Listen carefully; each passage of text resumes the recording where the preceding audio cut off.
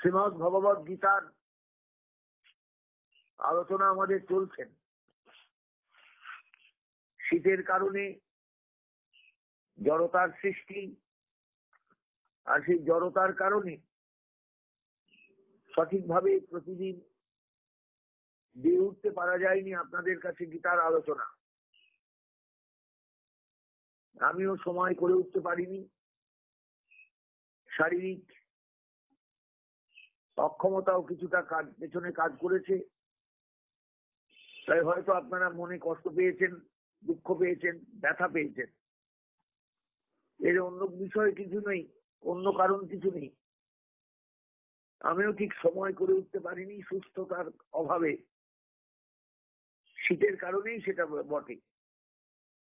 আমরা যে জায়গায় ছিলাম আলোচনারত অবস্থায়, গুণত্রয় ও বিভাগ ও যোগ, চতুর্দশ অধ্যায় নিশ্চয়ই মনে আছে।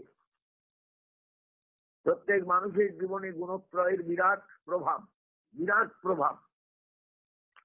এই প্রভাবকে কাটিয়ে ওঠাটা খুব কষ্টকর, খুব কষ্টসাধ্য। এই জন্য প্রত্যেকের জীবনে এটাও বুঝতে হয় যে ত্রিগুণের দ্বারা আমরা কিভাবে বদ্ধ অবস্থায় কাজ করি বা বদ্ধ অবস্থায় থাকি।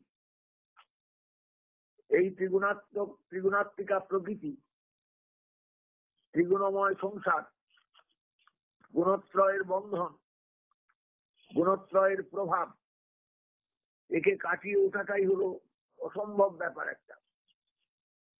কিন্তু একে কাটিয়ে উঠতেই হবে। মানুষকে ত্রিগুণাতীত হতে হবে, তবেই মানুষের রেহাই। তাছাড়া কিন্তু রেহাই নেই। দেহে গুণের কার্য চলবে, অথচ সাধক উদাসীন হয়ে থাকবেন, সাক্ষী রূপে অবস্থান করবেন। এই জায়গাটায় পৌঁছানো বড় কষ্টসাধ্য ব্যাপার, কষ্টকর ব্যাপার, অসম্ভব কষ্টকর ব্যাপার। প্রত্যেক মানুষের জীবনে কিন্তু এগুলো বুঝতে হয়, প্রত্যেককে বুঝতে হয়। জীবের মানে পুরুষের সংসার বন্ধন থাকবেই। সত্য, রজ, তম গুণ প্রকৃতির তিনটে গুণ ক্রিয়া করবেই। এই গুণসঙ্গ বশতই কিন্তু পুরুষের সংসার বন্ধন। মিশ্র সপ্তগুণের মুখ্য ধর্ম, সুখ ও জ্ঞান। এর ফলে জীব বিষয় সুখ ও বৈষয়িক জ্ঞানে আবদ্ধ হয়ে আমি সুখী, আমি জ্ঞানী, এই অভিমান নিয়ে থেকে যায়। রজগুণের ধর্ম রাগাত্মক। এর ফল হলো তৃষ্ণা, আসক্তি। জীবকে বিবিধ কর্মে আসক্ত করে দুঃখ ভোগ করায়। তমগুণের ধর্ম মোহ, অজ্ঞান, প্রমাদ, আলস্য, নিদ্রা, এগুলো এসে জীবকে আবদ্ধ করে। এই তিন গুণ পৃথক পৃথক থাকে না, অপর দুটিকে অভিভূত করে কোনো একটা প্রবল হয়। এর নাম হলো গুণত্রয়ের বৈষম্য। এই গুণত্রয়ের বৈষম্যই সৃষ্টি। আর গুণত্রয়ের সাম্যাবস্থাই অব্যক্তাবস্থা। জায়গাটা প্রত্যেকের বুঝতে হয় জীবনে। গুণত্রয় বিভাগ যোগটা খুব ভালো করে প্রত্যেককেই বুঝতে হয়, তবে মানুষ সংসারে চলতে পারে যথাযথ ভাবে, যথাযথ নিয়মে। এটা কিন্তু প্রত্যেকের ক্ষেত্রে প্রয়োজনীয় ব্যাপার একটা। ত্রয়োদশ অধ্যায়ে ভগবান পুরুষ প্রকৃতির বিচারে বলেছেন পুরুষ অকর্তা, নিঃসঙ্গ। প্রকৃতির গুণসঙ্গ বশতই পুরুষের সদসদ্জনিত জন্ম ও সংসার। এই ত্রিগুণের লক্ষণ কি, কিভাবে এরা জীবকে আবদ্ধ করে, কিভাবেই বা ত্রিগুণাতীত হয়ে মুক্ত হওয়া যায়, ত্রিগুণাতীতের লক্ষণ কি, এ সকল বিষয় বিস্তারিত ভাবে এর আগে বলা হয়নি। দ্বিতীয় অধ্যায়ে কর্মযোগের উপদেশ প্রসঙ্গে শ্রী ভগবান অর্জুনকে বলেছেন তুমি নিস্ত্রৈগুণ্য হও, নির্দ্বন্দ্ব হও, নিত্য সত্যস্থ হও। এই সকল কথার প্রকৃত তাৎপর্য কিন্তু আগে বলা হয়নি। এই জন্য এই অধ্যায়ে এসে ভগবান ত্রিগুণ তত্ত্ব পুনরায় বিস্তারিত ভাবে আলোচনা করেছেন। চতুর্দশ অধ্যায়ের এটাই হলো মূল বৈশিষ্ট্য। কথাগুলো বলা হয়েছে কিন্তু আলোচনা হয়নি। এই জন্য এই অধ্যায়ে এসে ভগবান বিশেষভাবে গুণত্রয়ের উপর জোর দিয়েছেন। গুণত্রয় সম্পর্কে আলোচনা করেছেন। গুণত্রয়ের প্রভাব, ব্যাখ্যা করেছেন। তার সঙ্গে সঙ্গে সৃষ্টির বিভিন্ন আলোচনা এসেছে, পুরুষের সংসার বন্ধন সম্পর্কে আলোচনা এসে গেছে। এগুলো কিন্তু আমাদের প্রত্যেকের একটু বুঝে নেওয়া দরকার।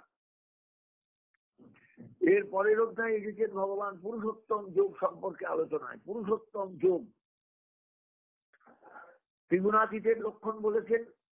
এর আগে দেহে গুণের কাজ চলতে থাকলেও যিনি উদাসীনের ন্যায় সাক্ষী রূপে অবস্থান করেন, সপ্তাদি গুণধর্ম বা গুণকর্ম সুখ দুঃখাদি কর্তৃক বিচলিত হন না, তিনি ত্রিগুণাতীত। যার সর্ববিষয়ে সমস্ত বুদ্ধি, যার নিকট সুখ দুঃখ মান অপমান স্তুতি নিন্দা শত্রুমিত্র সবই সমান, তিনি ত্রিগুণাতীত। যিনি একনিষ্ঠ ভক্তিযোগ সহকারে ভগবান পুরুষোত্তমের ভজনা করেন, তিনি ত্রিগুণকে অতিক্রম করে ব্রহ্মভাব প্রাপ্ত হন। কারণ নির্গুণ ব্রহ্মভাব শাশ্বত ধর্ম, ঐকান্তিক সুখ, এ সকলেরই একমাত্র আশ্রয় বা প্রতিষ্ঠা হচ্ছেন ভগবান নিজেই। বিষয়গুলো গীতার আলোচনা এসেছে, গুণত্রয় বিভাগ যোগের আলোচনা এসেছে। এবার পুরুষোত্তম যোগের আলোচনায় আমরা প্রবেশ করছি। পুরুষোত্তম যোগ কেন পুরুষোত্তম যোগ এলো না, সংসারকে এখানে অশ্বত্থ বৃক্ষের সঙ্গে তুলনা করা হয়েছে, এটা রূপক। এই সংসার বৃক্ষ ঊর্ধ্বমূল, কেননা পুরুষোত্তম বা পরমাত্মা থেকে এই বৃক্ষ উৎপন্ন হয়েছে। মূলটা উপরের দিকে, ডালপালাগুলো নিচের দিকে। এই জন্য এই সংসারটাকে ব্রহ্মবৃক্ষ বলা হয়। একথা কঠোপনিষদেও আছে, মহাভারতেও আছে, আমরা সেখানে আলোচনা পাই। এই বৃক্ষের শাখাস্থানীয় মহত্তত্ত্ব, অহংকার প্রভৃতি পরিণামগুলো ক্রমশ অধগান। এই জন্য এটাকে বলা হয়েছে অধঃশাখক, মানে নিচের দিকে শাখা প্রশাখা বিস্তৃত, গাছটা উল্টোনো। পুরুষোত্তম বা পরব্রহ্ম থেকে কিভাবে প্রকৃতির বিস্তার হয়েছে তা কিন্তু এর আগে বলে এসেছেন ভগবান, অনেক আগে, অনেক আগে। প্রায় ধরুন কোন অধ্যায় আমি আপনাদের স্মরণ করিয়ে দিচ্ছি, প্রত্যেকেই বুঝতে পারবে। সেটা হলো জ্ঞান বিজ্ঞান যোগে 7ম অধ্যায়ে। সেখানে ভগবান পুরুষোত্তম, পুরুষ প্রকৃতি, অহংকার তত্ত্ব, মহত্তত্ত্ব, বুদ্ধি তত্ত্ব সমস্ত ব্যাখ্যা করে এসেছেন। কিভাবে নানা রকমের পরিণামগুলো আসে সেই পরিণামেরও ব্যাখ্যা করে এসেছেন। অপরে অমিতস্তন্নাং প্রকৃতির বৃদ্ধি নিয়ে প্রধান জীবভূতাং মহাবাহ জয়েদং ধার্যতে জগৎ এতদ জনিনী ভূতানি সদ্মানি সদ্মানিত্যুপধারয় অহং কৃষ্ণস্য জগত প্রভব প্রলয়স্তথা। একবার মনে করে দেখবেন, পেছন দিকে একটু যাবেন, সকলেই বুঝতে পারবেন। মত্ত পরতরং নান্নত কিঞ্চিদস্তি ধনঞ্জয় মহি সর্বমিদম প্রথম সূত্রে মণিগণাইব। ভগবান কথাগুলো আগেও বলে এসেছেন, এই জন্য আবার একটু স্মরণ করিয়ে দিলাম আমি আপনাদের, যাতে এই সংসার বৃক্ষটাকে আমরা বুঝতে পারি। একটা বৃক্ষের রূপকে ভগবান কথাগুলো বলছেন। এইবার ঊর্ধ্বমূলম অধঃশাখম অশ্বত্থম প্রাহুরব্বয়। অশ্বত্থ একটা বৃক্ষের নাম। অশ্বত্থকে আমাদের দেববৃক্ষ বলা হয়, তার কারণ অশ্বত্থ শব্দটার মধ্যে একটা ধ্বনি আছে, একটা তাৎপর্য আছে। কাল যা থাকবে না তার নাম হলো অশ্বত্থ। এই সংসারে কোনো কিছুই চিরস্থায়ী নয়, চিরস্থায়ী নয়, চিরস্থায়ী নয়। এই জন্য অশ্বত্থ এই শব্দটাকে জানতে হয়। অশ্বত্থ এই বৃক্ষটার নামের সঙ্গে পরিচিত হতে হয়। আমরা ছোটবেলায় দেখেছি, আমার পিতাই আমাকে বলতেন, স্নান করে আসবার সময় গঙ্গার থেকে একটু জল দিয়ে অশ্বত্থ গাছে। তখন অত শত কিছু বুঝিনি। আজকে গীতা আলোচনা করতে করতে বুঝি যে এই বৃক্ষকে জল দিলে, এই বৃক্ষের গোড়ায় জল দিলে এই বৃক্ষ কৃপা করে, অশ্বত্থ বোধ ভেতরে এনে দেন। প্রত্যেক মানুষের জীবনে অশ্বত্থ বোধটা দরকার। অর্থাৎ কিচ্ছু জগতে চিরস্থায়ী নয়, কিচ্ছু জগতে চিরস্থায়ী নয়, কিচ্ছু জগতে চিরস্থায়ী নয়। আজ আছে, কাল নাও থাকতে পারে, কাল যদি তাকে পরশু নাও থাকতে পারে। সব হারিয়ে যাবে, সব হারিয়ে যাবে, সব হারিয়ে যাবে। রাজার যে রাজ্যপাট হেন নাটুয়ার নাট, দেখিতে দেখিতে কিছু নয়, হেন মায়া করে যেই পরম ঈশ্বর সেই তারে মন সদা করো ভয়। পদকর্তা বলেছেন, বৈষ্ণব শাস্ত্রে বলা আছে যে কিচ্ছু থাকে না, রাজার যে রাজ্যপাট হেন নাটুয়ার নাট, দেখিতে দেখিতে কিছু নয়। এই ভারতবর্ষের বুকে কত রাজা রাজত্ব করেছেন, কত সাম্রাজ্য স্থাপিত হয়েছে, কোথায় গেল সব? সব হারিয়ে গেছে। কোথাও কোথাও ভাঙাচোরা শুধু বিরাট রাজপ্রাসাদের ধ্বংসাবশেষ পড়ে আছে। লোকে বলে এটা অমুক রাজা এখানে রাজত্ব করতেন, লোকে বলে অমুক রাজা এখানে রাজত্ব করেছিলেন এত বছর, ব্যাস এই পর্যন্ত। সেই তো আর এখন চেনা যায় না। সেই বিরাট দালান এখন আর নেই, ধূলিসাৎ হয়ে গেছে। সেখানে হয়তো অন্য বিরাট অট্টালিকা উঠেছে সেই ধ্বংসাবশেষের ওপর। কিন্তু এইভাবে বহু জায়গায় গেলে দেখতে পাবেন যে কিচ্ছু জগতে থাকে না, কিচ্ছু জগতে থাকে না, কিচ্ছু জগতে থাকে না। সংসারটাকে বুঝতে হয়, সংসারটাকে চিনতে হয়, সংসারটাকে ভাবতে হয়। এই সংসার অশ্বত্থ বৃক্ষের সঙ্গে তুলনীয়। কিরকম? উল্টানো অশ্বত্থ বৃক্ষ। অশ্বত্থ গাছের শিকড় গুলো উপরের দিকে, ডালপালা গুলো নিচের দিকে। কারণ পুরুষোত্তম বা পরমাত্মা থেকে এই বৃক্ষ উৎপন্ন হয়েছে, এই জন্য শিকড় উপরের দিকে। এই জন্য এই বৃক্ষকে ব্রহ্ম বৃক্ষ বলা হয়। কঠোপনিষদে একে ব্রহ্ম বৃক্ষ বলা হয়েছে, মহাভারতে একে ব্রহ্ম বৃক্ষ বলা হয়েছে। এই বৃক্ষের শাখা স্থানীয় হলো মহত্তত্ত্ব, অহংকার তত্ত্ব প্রভৃতি পরিণাম, ক্রমশ অধগান। এই জন্য এটা অধঃশাখক। পুরুষোত্তম বা পরব্রহ্ম থেকে কিরূপে প্রকৃতির বিস্তার হয়েছে তাই এর আগে বংশবৃক্ষে ভগবান বলে এসেছেন। এই সংসার বৃক্ষ অব্যয়, কারণ এই সংসার বৃক্ষ অনাদিকাল থেকে প্রবৃত্ত, চলছে চলছে, অনাদিকাল থেকে চলছে। অব্যয় মানে এর পরিবর্তন হয় না, এই একইভাবে চলতে থাকে। বেদত্রয় এই সংসার বৃক্ষের পত্র, কারণ পত্র সমূহ যেমন বৃক্ষের আচ্ছাদন হেতু রক্ষার কারণ, সেরূপ বেদত্রয় ও ধর্মাধর্ম প্রতিপাদনের মাধ্যমে ছায়ার ন্যায় সর্বজীবে রক্ষক ও আশ্রয়ের স্বরূপ। এই সংসার বৃক্ষকে যিনি জানেন তিনি বেদজ্ঞ। কারণ সমূল সংসার বৃক্ষকে জানলে জীব, জগৎ, ব্রহ্ম এই তিনেরই জ্ঞান হয়, আর জানবার কিছু অবশিষ্ট থাকে না। চতুর্দশ অধ্যায়ে ভগবান শেষে বলেছেন, যিনি অনন্যা ভক্তি যোগে আমার সেবা করে ত্রিগুণকে অতিক্রম করেন তিনি ব্রহ্মভাব প্রাপ্ত হন। আমি ব্রহ্মের প্রতিষ্ঠা, আমি ব্রহ্মের প্রতিষ্ঠা। খুব ভালো করে কথাগুলো অনুভব করবে। ব্রহ্মই আমি, আমি ব্রহ্ম। ত্রিগুণাতীত হওয়ার অর্থ এই সংসার প্রপঞ্চকে অতিক্রম করা। এই সংসারকে মায়া প্রপঞ্চ বলা হয়। পঞ্চীকরণ, স্থিতি, অপেজ, মরুদ্বম সবই পঞ্চীকরণ। এই পঞ্চীকরণের মাধ্যমে এই সংসারটা দাঁড়িয়ে আছে। এই জন্য সংসার প্রপঞ্চ অতিক্রম করতে হয়। ত্রিগুণাতীত হওয়া মানেই হচ্ছে সংসার প্রপঞ্চকে অতিক্রম করা। একেই বলে সংসার ক্ষয়। সুতরাং কথাটা বোঝাবার জন্য কি সংসার কাকে বলে, এর মূল কারণ কোথায়, এই অধ্যায়ে প্রধানত সেই বর্ণনাই করেছেন ভগবান। এবং সব শেষে সমস্ত কারণের কারণ যে তিনি, একথা বলে পুরুষোত্তম রূপে শ্রী ভগবান নিজের আত্মপরিচয় দিয়েছেন। এই পুরুষোত্তম তত্ত্বই ভাগবত ধর্মের ও গীতার কেন্দ্র স্বরূপ। এই অধ্যায়ের একটা গুরুত্ব আছে আলাদা। এই অধ্যায়ের গুরুত্বটা সাংঘাতিক। ভগবান নিজের পরিচয় দিচ্ছেন, আমি পুরুষোত্তম, আমি পুরুষোত্তম, আমি পুরুষোত্তম। এগুলো প্রত্যেককে উপলব্ধি করতে হয়। আগের শ্লোকে সংসার বৃক্ষের বৈদিক বর্ণনার উল্লেখ করা হয়েছে। এই শ্লোকে সাংখ্য দৃষ্টিতে বিস্তারিত ভাবে বর্ণনা করা হয়েছে। এই সংসার প্রকৃতিরই বিস্তার। সুতরাং ওই বৃক্ষের শাখা সকল বা শাখা সমূহ গুণপ্রবৃদ্ধ, অর্থাৎ সত্য রজ তম এই তিন গুণের দ্বারা বৃদ্ধি প্রাপ্ত। শব্দ স্পর্শাদি বিষয় সমূহ উহার প্রবাল, মানে তরুণ পল্লব। এই জন্য এটা বিষয় প্রবালা। বিষয় প্রবাল মানে তরুণ পল্লব যুক্ত। এর শাখা সমূহ ঊর্ধ্ব অধদিকে বিস্তৃত। কর্মানুসারে জীব অধদিকে অশ্বাদি জনিতে এবং ঊর্ধ্ব দিকে দেবাদি জনিতে আবির্ভূত হয়। এর বাসনারূপ মূল সমূহ কর্মানুবন্ধী অর্থাৎ ধর্মাধর্মরূপ কর্মের প্রসূতি, প্রসূতি মানে প্রসবাঘাত। এই মূল সকল অধদিকে মনুষ্যলোকে বিস্তৃত রয়েছে। কারণ মানুষেরই কর্মাধিকার ও কর্মফল বিশেষ রূপে প্রসিদ্ধ। পূর্বের শ্লোকে বলা হয়েছে পরমেশ্বরী এর প্রধান মূল। এই শ্লোকোক্ত মূলগুলি অবান্তর মূল।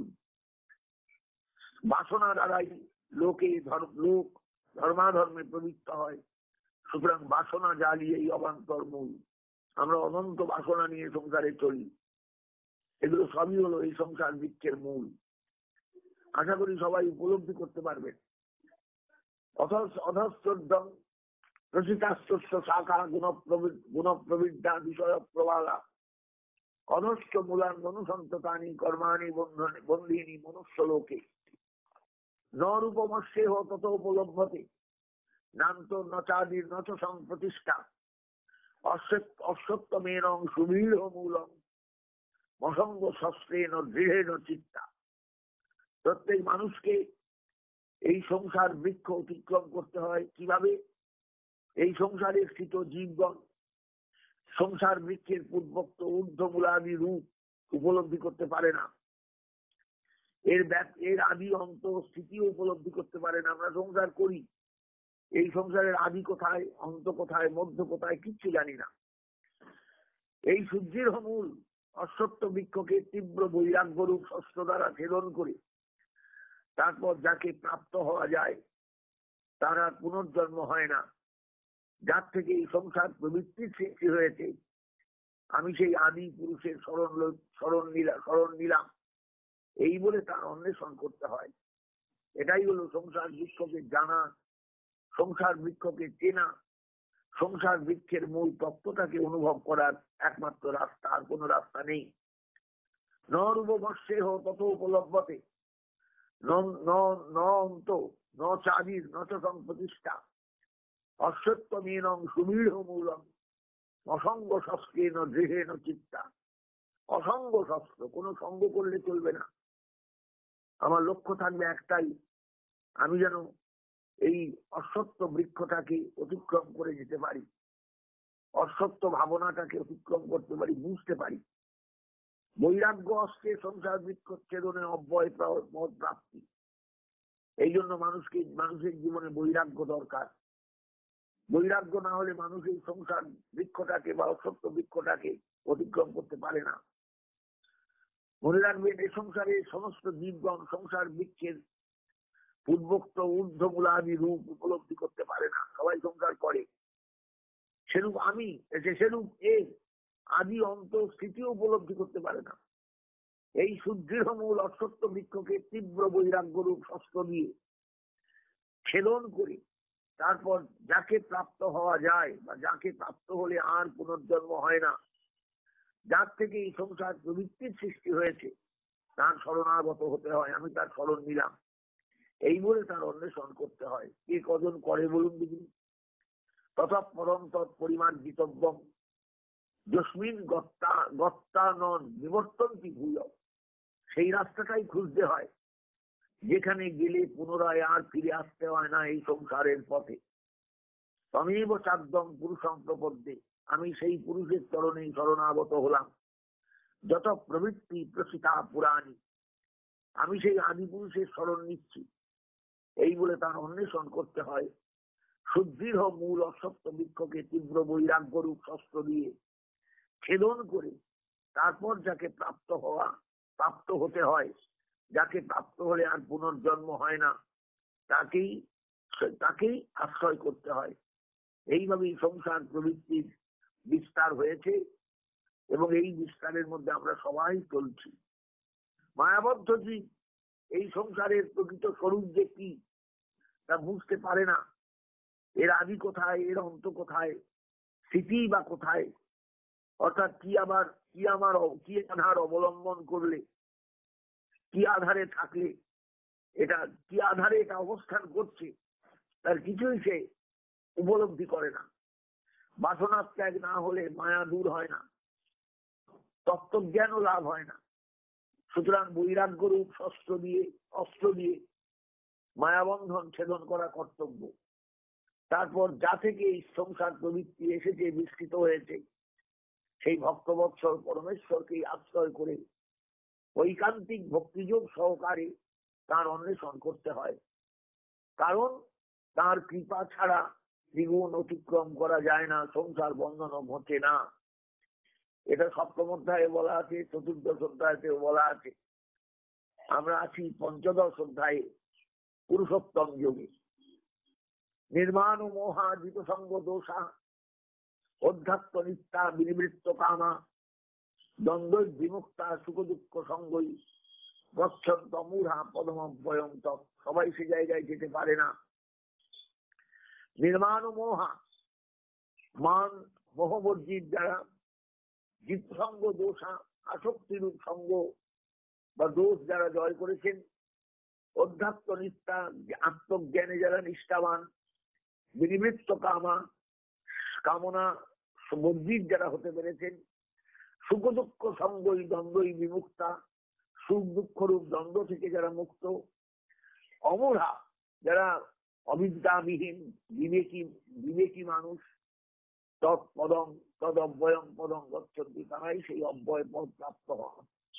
ইচ্ছা করলে সবাই যেখানে পৌঁছবে তা নয়, ইচ্ছা করলে সবাই যেখানে যাবে তা নয়। এখানে যাওয়ার জন্য যোগ্যতা দরকার। সেই যোগ্যতার কথাটা বলে এলেন 5 নম্বর শ্লোকে, যে পুরুষোত্তম যোগে দাঁড়িয়ে ভগবান পরিষ্কার ভাষায় অর্জুনকে বলছেন, অর্জুন, মান অপমান মোহ এগুলো বর্জন করতে হয়, আসক্তি ত্যাগ করতে হয়, অধ্যাত্ম জ্ঞানী নিষ্ঠাবান হতে হয়, কামনা শূন্য হতে হয়, সুখ দুঃখ রূপ দ্বন্দ্ব থেকে মুক্ত হতে হয়, অবিদ্যাবিহীন হতে হয়, বিবেকী হতে হয়। তখনই সেই রাস্তা পাওয়া যায়, সেই অব্যয় পথ খুঁজে পাওয়া যায়। ব্যাপারটা এত সহজ নয়। 6 নম্বর শ্লোকে এসে ভগবান বলছেন, ন তদ ভাসয়তে সূর্য ন শশাঙ্ক ন পাবক যদ্গত্তা ন নিবর্তন্তি তদ্ধাম পরমং মম। অর্জুন, যদ্গত্তা যেখানে গেলে সাধক আর ফিরে আসেন না এই সংসারে, সেখানে সূর্য প্রকাশিত হন না, সেখানে চন্দ্র প্রকাশিত হন না, সেখানে অগ্নি প্রকাশিত হয় না, তৎ মম পরমং ধাম, সেটাই আমার পরম স্বরূপ, আমার পরম স্থান। যে পদ প্রাপ্ত হলে সাধক আর সংসারে প্রত্যাবর্তন করেন না, যে পদ সূর্য চন্দ্র অগ্নি প্রকাশ করতে পারে না, সেটাই হলো আমার পরম স্বরূপ। তিনি সব প্রকাশ, তার প্রকাশেই জগতের প্রকাশ, জগৎ প্রকাশিত। জড় পদার্থ চন্দ্র সূর্যাদি তাকে স্পর্শ করতে পারে না। এই শ্লোকটি প্রায় অক্ষর মানে অক্ষরে অক্ষরে সেটা 17 কত পরিষদে পাওয়া যায়। এই শ্লোকটাই মানে অক্ষরে অক্ষরে মিলে যাবে সেটা 17 উপনিষদের সঙ্গে, কত উপনিষদের সঙ্গে। মনে রাখবেন, গীতাও তো একটা উপনিষদ, অতএব সেখানে অন্য উপনিষদের দিয়ে আবির্ভাব ঘটবে বা প্রকাশ ঘটবে, এটা অস্বাভাবিক কিছু নয়। এগুলো খুব ভালো করে উপলব্ধি করতে হয় প্রত্যেককে। আমি এই জায়গাগুলো কতটা সহজ করব আপনাদের কাছে জানি না, বা কতটা পারবো আপনাদের কাছে সহজ করতে। মমই মাংস জীবলোকে জীবভূত সনাতন মন ষষ্ঠানি ইন্দ্রিয়ানি প্রকৃতি স্থানী কর্ষতি। অর্জুন, মনে রেখো, মন এব সনাতন অংশ, না ভুল বললাম, মম এব সনাতন অংশ, জীবভূত আমার একটা সনাতন অংশ, আমার সনাতন একটা অংশ জীবভূত হয়ে প্রকৃতির স্থানী, প্রকৃতিতে অবস্থান করে। আর মনঃস্থানী ইন্দ্রিয়ানি, ইন্দ্রিয় মনের সঙ্গে 6টা, অর্থাৎ মন একটা 5টা ইন্দ্রিয় জীবলোকে কর্ষতি মানে সংসারে আকর্ষণ করতে থাকে, মানে সংসারে বাস করে, সংসারে থাকে। মমই মাংস জীবলোকে জীবভূত সনাতন, আমারই একটা অংশ জীবলোকে জীবভূত অবস্থায় থাকে, সনাতন আমার একটা অংশ। মনঃস্থানী ইন্দ্রিয়ানি প্রকৃতির স্থানী কর্ষতি, এবং আমারই সনাতন অংশ জীব হয়ে প্রকৃতিতে অবস্থিত মৌন 5 ইন্দ্রিয়কে সংসারে অর্থাৎ কর্মভূমিতে আকর্ষণ করে থাকে। আগের শ্লোকে বলা হয়েছে যে তাকে প্রাপ্ত হলে জীবের প্রত্যাবর্তন হয় না। মোক্ষ বা ঈশ্বর প্রাপ্তি না হওয়া পর্যন্ত জীবকে পুনঃ পুনঃ জন্ম মৃত্যু জরা দুঃখ ভোগ করতে হয়। এই কথা স্পষ্টীকৃত করার উদ্দেশ্যেই জীবের স্বরূপ কি, কিরূপে তার উৎক্রমণ হয় ইত্যাদি বিষয়ে কয়েকটি শ্লোকে বলা হচ্ছে। এইবার জীব কিভাবে এই জগৎ থেকে বিদায় নেয়, জীব এবং ব্রহ্মের ভেদ কোথায় আর অভেদিকা কোথায়, এটা আমাদের প্রত্যেকের জানা দরকার। জীব ও ব্রহ্ম এক না পৃথক, এ সম্বন্ধে নানারূপ মতভেদ আছে। এ সকল মতভেদ থেকেই দ্বৈতবাদ, অদ্বৈতবাদ, বিশিষ্টাদ্বৈতবাদ, দ্বৈতাদ্বৈতবাদ প্রভৃতি বিভিন্ন মতবাদের সৃষ্টি। এ সম্পর্কে গীতার মত কি তাই আমাদের দ্রষ্টব্য। গীতার নানা স্থলে জীব এবং ব্রহ্মের যে ঐক্য সেটা স্বীকৃত হয়েছে বলে মনে হয়। দ্বিতীয় অধ্যায়ে আত্মার অবিনাশিতা বর্ণনা প্রসঙ্গে বলা হয়েছে জীব অজ, নিত্য, সনাতন, অবিনাশী, অবিকারী, সর্বব্যাপী, অচিন্ত, অমেয় ইত্যাদি। অবিকারিত্ব, সংসার ব্যাপিত্ব, উৎপত্তি বিনাশ রাহিত্য ইত্যাদি ব্রহ্মেরই লক্ষণ। অন্যত্র ভগবান বলছেন আমি সর্বভূতাশ্রয়স্থিত আত্মা, আমাকে ক্ষেত্রজ্ঞ বলে যেন। আসুরি প্রকৃতির লোক শরীরস্থ আমাকে কষ্ট দেয়। এ সকল স্থলে স্পষ্ট বলা হয়েছে ভগবানই দেহে জীবরূপে অবস্থান করছেন। তত্ত্বমসি, সোহম, অহং ব্রহ্মাস্মি, অয়মাত্মা ব্রহ্ম, এই চার বেদের যে চারটি মহাবাক্য এই সত্য প্রচারই করেছেন যে জীবই ব্রহ্ম। কিন্তু এর স্থলে বলা হলো কি, জীব আমার সনাতন অংশ। এই অংশ কিরূপ?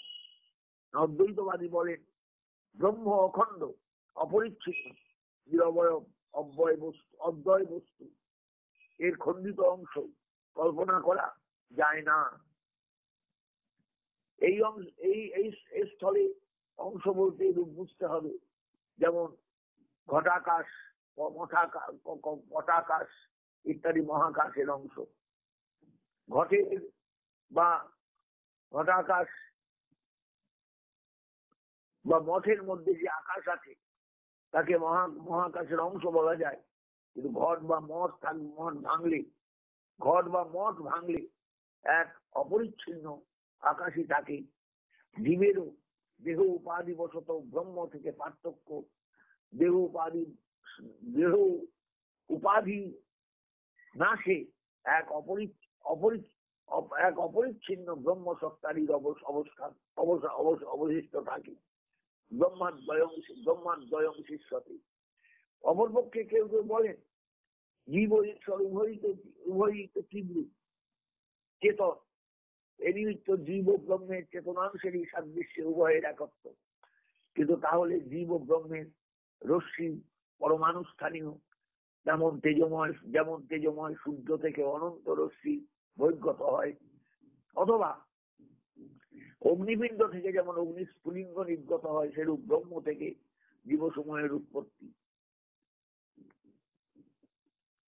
অগ্নি ভিন্ন, স্ফুলিঙ্গের পৃথক অস্তিত্ব নেই। ব্রহ্ম ভিন্ন, জীবের পৃথক অস্তিত্ব বা সত্তা নেই। স্ফুলিঙ্গ অগ্নি বটে, কিন্তু ঠিক অগ্নি নয়, অগ্নিরূপ, অগ্নিকণা। জীব ও ব্রহ্মের সেই রূপ অভেদ ও ভেদ আছে। জীব ব্রহ্ম কণা, এটাই হলো গৌড়ীয় বৈষ্ণব সম্প্রদায়ের অচিন্ত ভেদাভেদ বাদ। আমাদের এই জায়গাটা একটু বুঝে নেওয়া দরকার।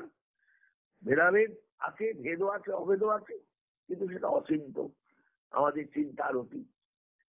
শ্রীমৎ শঙ্করাচার্য কতকটা এইরূপভাবেই জীব ব্রহ্মের ভেদাভেদের রহস্য ব্যাখ্যা করেছেন।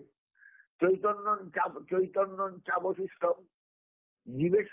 জীবেশ্বরয়োর যথা অগ্নি, বিস্ফুলিঙ্গয়োর উষ্ণম, অত ভেদ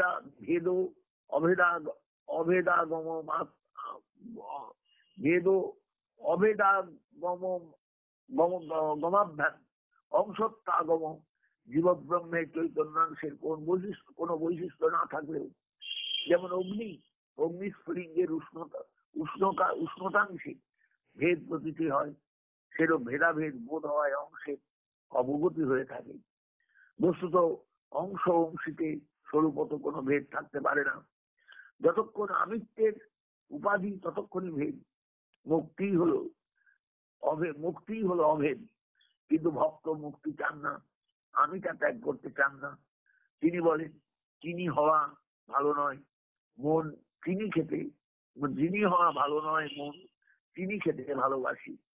তাই তিনি অভেদেও কাজ করেন, অভেদেও মান্য করেন না। তাই ভক্তি শাস্ত্রে বলেন জীব কৃষ্ণের নিত্য দাস। ভক্তি শাস্ত্রে এটাই হলো সিদ্ধান্ত। কারণ অভেদে গেলে তো আর আস্বাদন থাকবে না, অভেদে গেলে তো আর অনুভব থাকবে না, অভেদে গেলে তো জীব ব্রহ্মের যে একটা সূক্ষ্ম একটা ভেদরেখা সেটা তো টানা যাবে না, সেটা তো মিলে জুলে একাকার হয়ে যাবে। অতএব চিনি হতে চাই না মাগো, চিনি খেতে ভালোবাসি। চিনির স্বাদটা যেন আমি পাই, চিনির স্বাদটা পেয়ে যেন আমি তৃপ্ত হই। এটাই সাধকের প্রার্থনা, এটাই সাধকের ইচ্ছা, এটাই সাধকের কামনা। আজ এই পর্যন্ত রাখলাম। জায়গাটা খুব কঠিন, জায়গাটা অত্যন্ত তাৎপর্যময়। পুরুষোত্তম যুগটা প্রত্যেকেই একটু ভালো করে দেখবেন। গীতার এই অধ্যায়টা এসে হয়তো অনেকেরই মনে হলো যে না, গীতাটা বড় দুর্বোধ্য লাগছে এই জায়গায়। কিন্তু না, দুর্বোধ্য কিচ্ছু নয়। আসলে আমাদের ভাবনাটাকে আস্তে আস্তে নিবিড় করতে হবে, গভীরে নিয়ে যেতে হবে, সূক্ষ্মে নিয়ে যেতে হবে, তাহলে সবাই উপলব্ধি করবে। গীতার চরণে প্রপন্ন হবে, গীতাকে ভালোবাসবে, গীতার চরণে একান্ত প্রপন্ন হয়ে প্রার্থনা করবেন, মাগো তুমি তোমার স্বরূপটা আমাদের বুঝিয়ে দাও। শ্রীমতী গীতা তিনি করুণাময়ী, তিনি তার স্বরূপ আমাদের প্রত্যেকের কাছে অবগত করাবেন। এটা আমার বিশ্বাস, এটা আমার ধারণা, এটা আমার একান্ত অন্তরের প্রার্থনাও বটে। সবাই ভালো থাকবেন, সবাই ভালো থাকবেন, সবাই ভালো থাকবেন। জয় নিতাই, জয় গৌরহরি, জয় শ্রীমদ্ ভগবত।